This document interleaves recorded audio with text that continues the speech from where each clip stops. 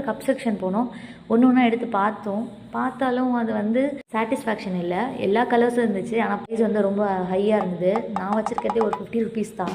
ஆனால் இங்கே பார்த்தீங்கன்னா எல்லாமே 80 above 100 above இருந்தது. ஸோ என் சிஸ்டர் வந்து யோசிச்சுட்டே நின்றுட்டே இருந்தாங்க. அப்புறம் அட்லாஸ்ட் இந்த ஒரு குட்டி கப்பை எடுத்துகிட்டு வந்துட்டாங்க. இது குட்டி தான், பட் ப்ரைஸ் வந்து லோவாக இருக்குது அப்படிங்கிற ஒரு காரணத்துக்காக எடுத்திருக்காங்கன்னு நினைக்கிறேன். என்கிட்ட எப்போவுமே சொல்ல மாட்டாங்க. சரி, நம்ம கடமைக்கு ஏதாவது போய் பார்க்கலான்னா இந்த பேக் என் கண்ணில் மாட்டுச்சு. அவ்வளோ அழகாக இருந்தது. ஆனால் பார்த்தீங்கன்னா 1150 ருபீஸ் அந்த பேக். நம்மளோட மொத்த பட்ஜெட் செய்தால் கூட அவ்வளோ வராது, நமக்கு வேண்டாம் அப்படின்னு சொல்லிட்டு நான் வந்துட்டு செப்பல் செக்ஷன் பார்த்தேன். அங்கேயே எனக்கு எதுவும் பிடிக்கல. அப்புறம் ஒரு சுவாரஸ்யமான ஒரு விஷயம் கண்டுபிடிச்சேன். என்னென்னு பார்த்தீங்கன்னா இந்த ஸ்லேட்டு நாங்கள் வந்து திருவிழாவில் வந்து பிங்க் கலரில் இருக்கும் அதோட ஸ்க்ரீனு.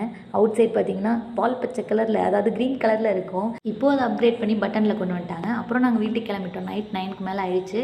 என்னோட அடிக்கி டான்ஸ் ஆடுதுன்னு பார்த்தீங்களா? என் தங்கச்சி வெந்நீரை ஊற்றி அதுக்குள்ள இந்த பாட்டிலோட ஷேப்பே மாற்றிடுச்சு. இதுக்கு தாங்க நான் அப்போவே சொன்னேன் வேணாம்.